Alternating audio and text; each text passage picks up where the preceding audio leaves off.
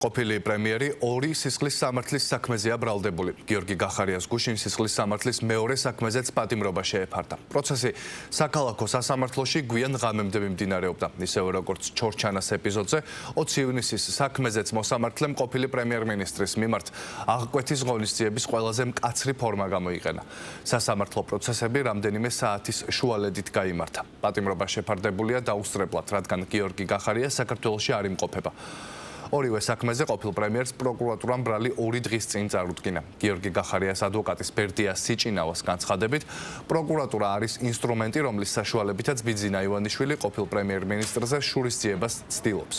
გიორგი გახარიას ბრალდება საქართველოს სისხლის სამართლის კოდექსის 2 მუხლით წარედგინა, რაც 13 წლამდე პატიმრობას ითვალისწინებს. სრული სამართლებრივი სიგიჟეა, რასაც ბოლო დღეების განმავლობაში ვადევნებთ თავს, სამართლებრივადაც აბსურდია და სიგიჟეც არის.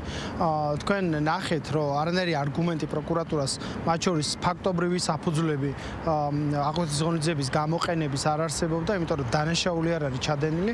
საერთოდ სიგიჟეა, მათ შორის ჩორჩანას საქმეზე სამსახურო უფლებამოსილების გადამეტებით ქართული მიწის დაცვისთვის ბრალდება გიორგი გახარიასი და 20 ივნისს თითქოს ორგანიზება გაუწია ადამიანების ჯანმრთელობის განზრახ-მძიმე დაზიანებას, ოღონდ ამ დანაშაულის ამსრულებელი დადგენილი არ აქვთ.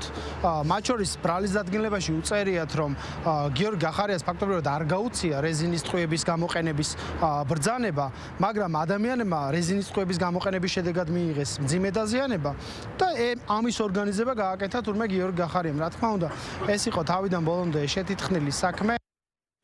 გიორგი გახარია მისთვის პატიმრობის შეფარდების საკითხს გერმანიიდან ეხმაურება და სოციალურ ქსელში წერს, რომ საქართველოს დემოკრატიულმა ძალებმა, ასევე დასავლეთმა ერთობლივად წააგეს ბრძოლა პროპაგანდის წინააღმდეგ. ასევე მისი თქმით, ქართული ოცნების რეჟიმმა ოფიციალურად ინსტიტუციონალიზაცია გაუკეთა მის წინააღმდეგ პოლიტიკურ დევნას.